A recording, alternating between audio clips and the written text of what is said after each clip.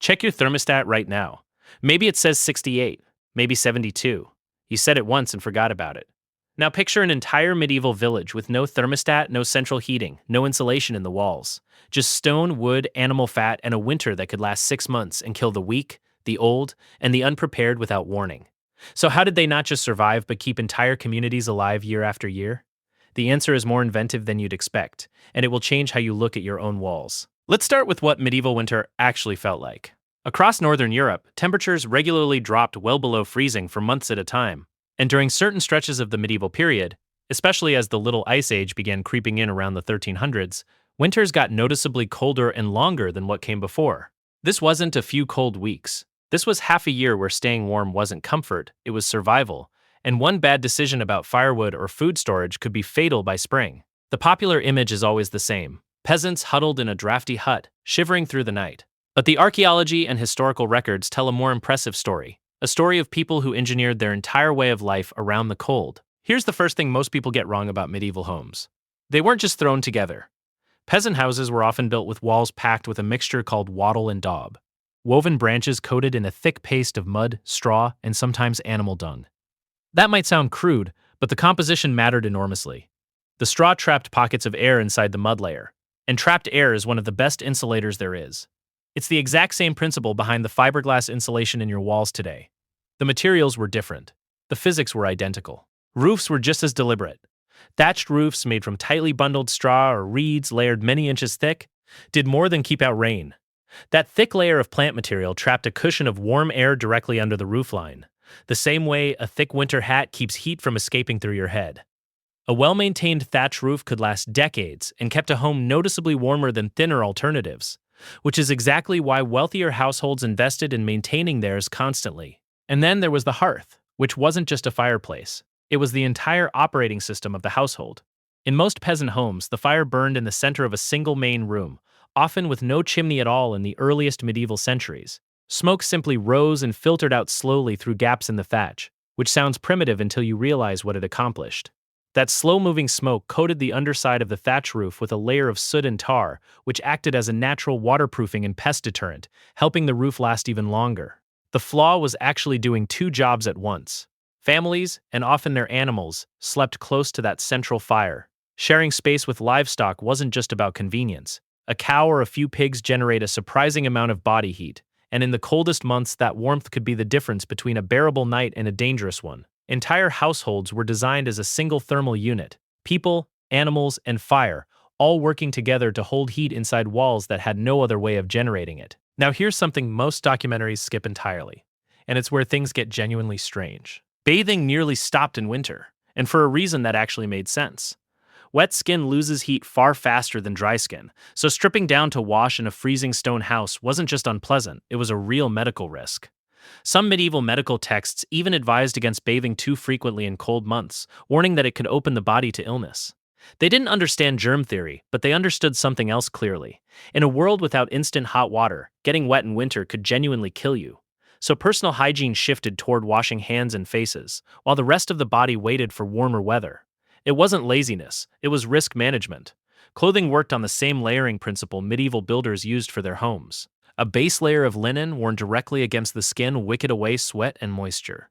On top of that came wool. And wool was the real workhorse of medieval winter survival. Because unlike linen, wool keeps insulating even when damp. Outer layers were often lined with fur for anyone who could afford it: rabbit, fox, sometimes wolf for the wealthy. The poor made do with as many layers of wool as they could manage, sometimes stuffing straw between layers of clothing for extra insulation in a pinch. It's the same composite logic as a modern winter jacket, just built from sheep instead of synthetic fiber. Food storage was equally calculated because a single miscalculation about supplies meant starvation by February. Autumn was a frenzy of preparation. Pigs were slaughtered in large numbers right before winter. Not randomly, but because feeding a pig through the cold months cost more grain than the village could spare. The meat was salted, smoked, or packed in barrels to preserve it for months. Grain was stored in raised granaries specifically designed to keep rodents and damp ground away from the food supply. Root vegetables were buried in sand-filled pits underground, where the earth itself acted as natural refrigeration, keeping them from freezing solid or rotting. Beer, often weaker and safer than questionable water sources, was brewed in large batches before the cold set in and rationed. Carefully, through the season. And then there was the actual work of staying alive day to day, because medieval winter wasn't just about sitting by a fire. It was about constant, exhausting maintenance. Firewood had to be chopped and dried for months in advance. Wet wood doesn't burn efficiently. And running low on fuel in January with no dry wood left was a genuine death sentence. Roofs needed inspecting after every heavy snowfall, since a collapsed thatch roof in the dead of winter could be catastrophic. Livestock needed feeding and shelter even as feed supplies dwindled, forcing brutal decisions about which animals could be kept alive through to spring and which had to be slaughtered early. Winter also reorganized the entire rhythm of daily and nightly life. With daylight hours dramatically shortened, especially in northern Europe, people clustered indoors for far longer stretches than in summer. And just like our distant ancestors thousands of years earlier, medieval households without artificial light naturally fell into a similar two-phase sleep pattern. A first sleep, followed by an hour or two awake in the middle of the night, then a second sleep until dawn. That waking period wasn't wasted. It was often spent praying, talking quietly, mending tools, or simply lying by the fire's last embers. Long winter evenings before that first sleep became the setting for storytelling, song, and the oral traditions that carried folklore, history, and religious teaching from one generation to the next. The fire wasn't just heat, it was the village's nightly classroom. Even entertainment adapted to the season. With farm work largely paused, winter became the time for indoor games, dice, early card games in later medieval centuries, and communal gatherings that doubled as a way to share body heat across an entire room. Necessity and culture were impossible to separate. By the time spring finally arrived, surviving winter wasn't treated as a given. It was treated as an achievement. Church calendars marked specific feast days tied to the return of longer daylight. Celebrations that were as much about relief as religion. An entire community had spent 6 months managing fuel, food, warmth, and disease risk with nothing but stored knowledge passed down through generations. And most years, it worked. Go back to your thermostat. The number on it represents something medieval villagers would have considered almost unimaginable. Instant, unlimited heat with no chopping, no rationing, no risk calculation required.